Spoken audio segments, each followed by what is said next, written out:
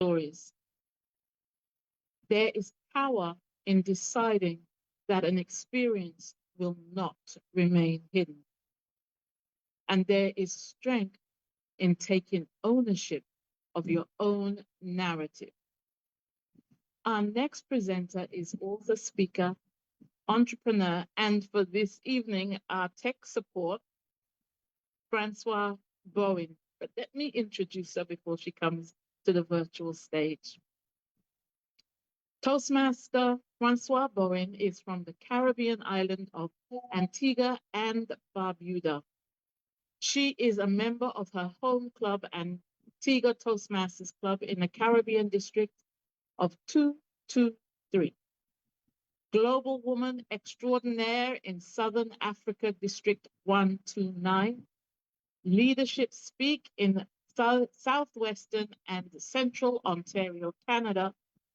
Parliamentarian of the Toastmasters Club in District 1, California. Through her membership, she used the networking opportunity that Toastmasters provides to learn more about developing growth as a person and professionally, and developed relationships which lead her to the help in the publishing of her first book, Thanksgiving Day, November 2024, entitled Stolen Innocence, A Tale of Survival and Triumph.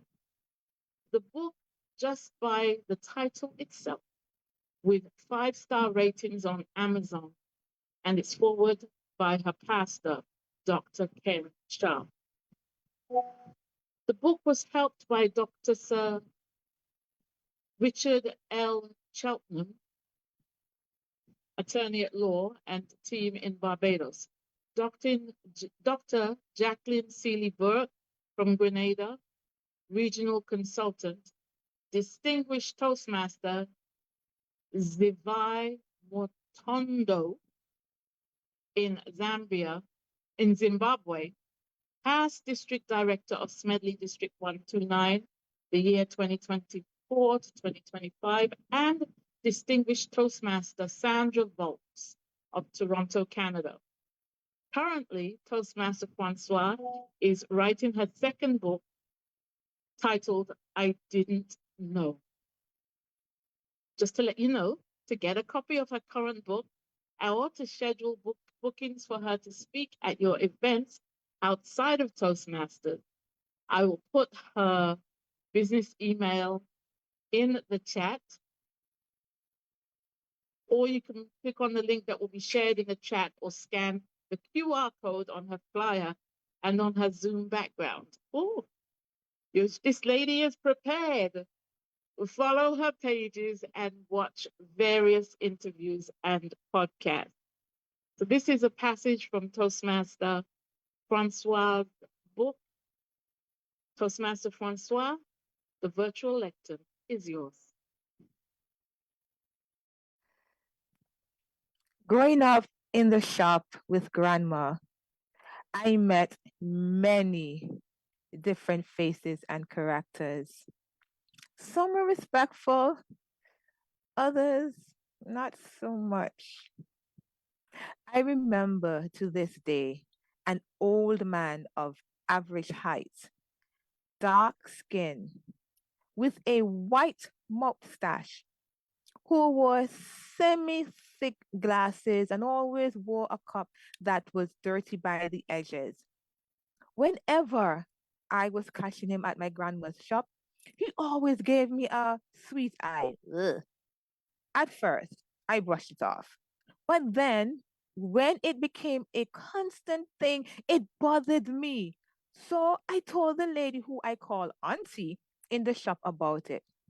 Whenever he came into the shop after that, she always ensured to stand by the counter where he stood as he placed his goods under there for me to cash. What he didn't know, that what she had held in her hand was the pickled meat knife used in the weight room. As usual, he would talk and laugh, but she, nope. A few weeks passed, and we didn't see him in the shop. I was glad because I just didn't like him.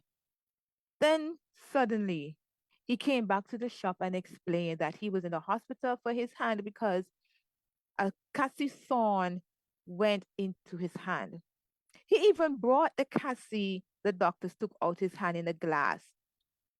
Now, what is a cassie? It's a tree with both long and short thorns that many will cut down to use to make coal, which many vendors use in barbecues or in a coal pot for cooking, frying fish, etc., instead of using cooking gas. One of his hand was in good use. We sympathize with him, audience. I'm being honest, we sympathize with him. And so too grandma. But auntie didn't let her know what he was doing every time he shopped. Late in the afternoon, while grandma was out on the errands, he returned to the shop and gave me a white folded paper in quarters which said, "This is for you. I love you." Think about that. Auntie wasn't nearby when he came. When she came back to the front of the shop, I don't remember if she was in the house cooking lunch or she was in the back storage. But I told her, the old man come back again and gave me this paper.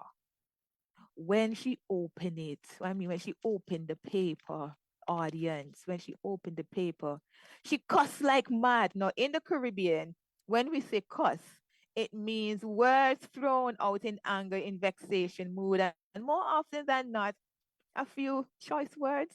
If you understand what I mean by choice words. Whew. I read it, and his childish scribble handwriting, he was expressing his entire love to me and asked me to be his girlfriend. He ended with, "Don't tell your grandma." I was mad. I cried. I was still in primary school. This man could be my great, great, great, great, great grandfather. That evening had me run away from the shop even more and stay inside the house because what else am I to do? Listeners, viewers, do you know who is talking to your daughter, your son, your granddaughter, your grandson?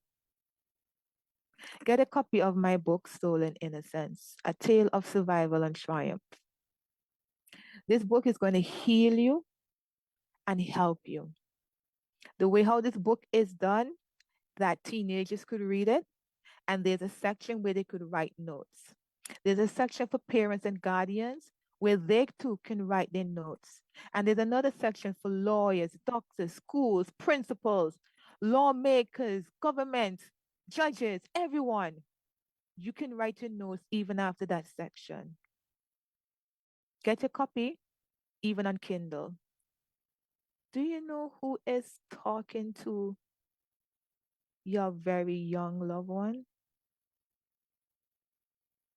Over to you, Toastmaster of the day.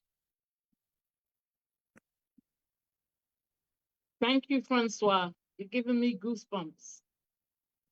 Caribbean literature is filled with stories of survival, but increasingly, our writers are also asking us to look beyond survival.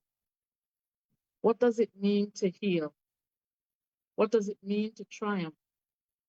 And what does it mean to tell your own story in your own words? Thank you so much for sharing that excerpt with us. And I will definitely have to log on or meet you in person to get a copy of your book.